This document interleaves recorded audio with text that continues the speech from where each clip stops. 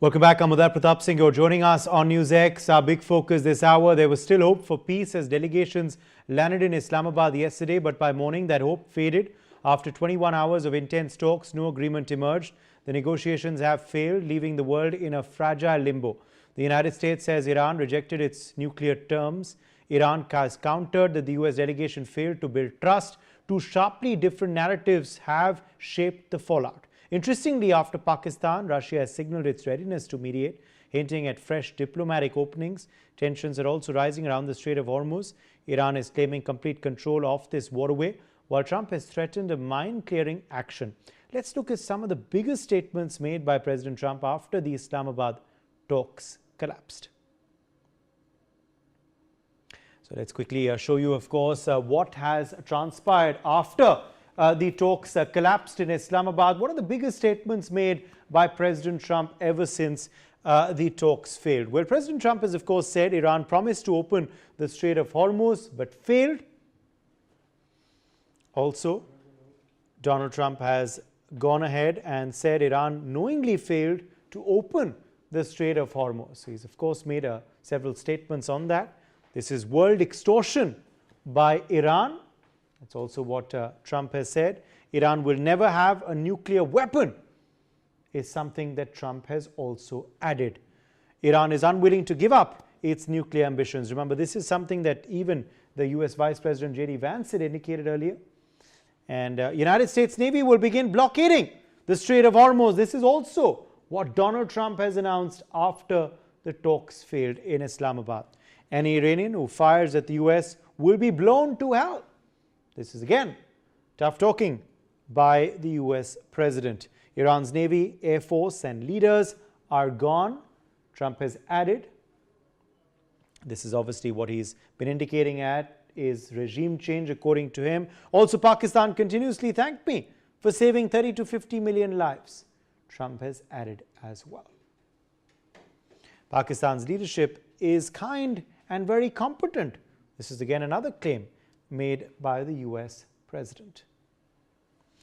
So those are some of the statements, of course, made by Donald Trump ever since the talks have failed. Ambassador Gauri Shankar Gupta, former diplomat, is with us live at the broadcast. Ambassador Gupta, Donald Trump, of course, has made several big statements ever since, of course, the talks have failed.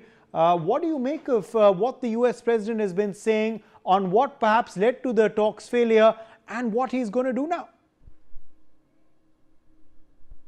Good evening. Now the situation is becoming very, very fascinating on the one hand and very unpredictable on the other.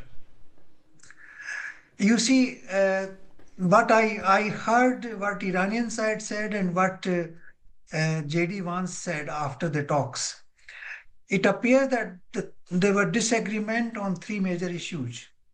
One was obviously the enrichment of uranium, up to what percentage and what happens to the 450 kilogram 60% enriched uranium.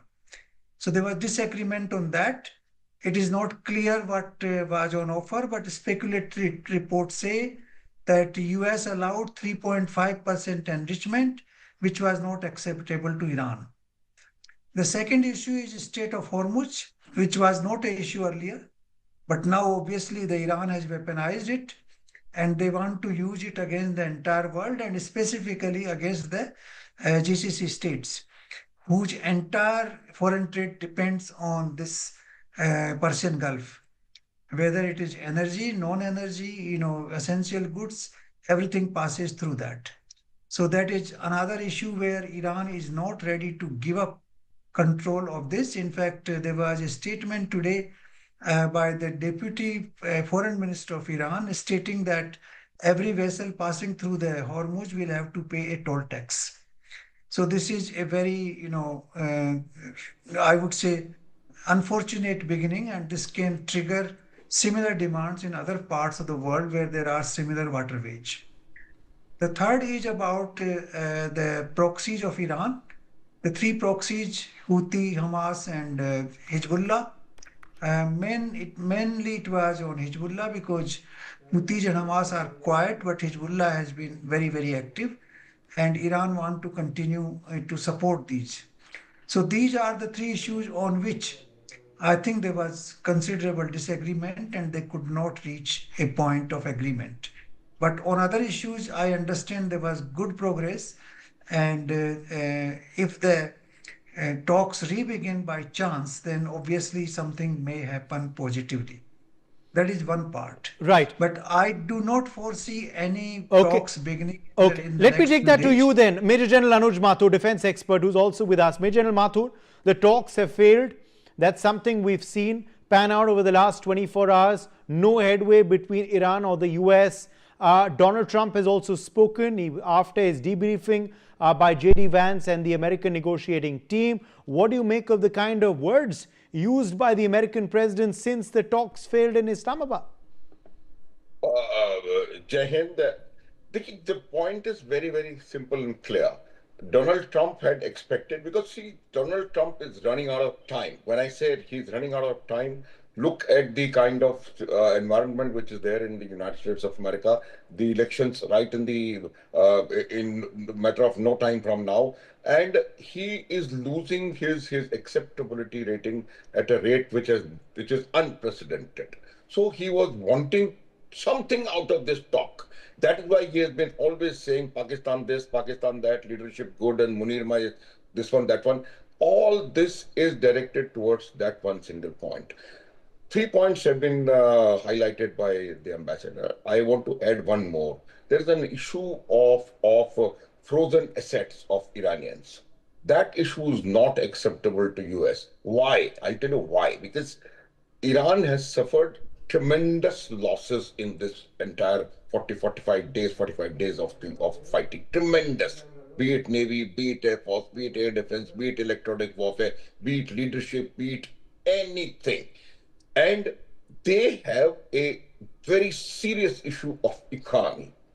And more importantly, I always have been saying this, that it has been an economic mismanagement for the last 47 years, which has brought them to a stage which is a very, very poor state for the Iranians as far as the economy is concerned.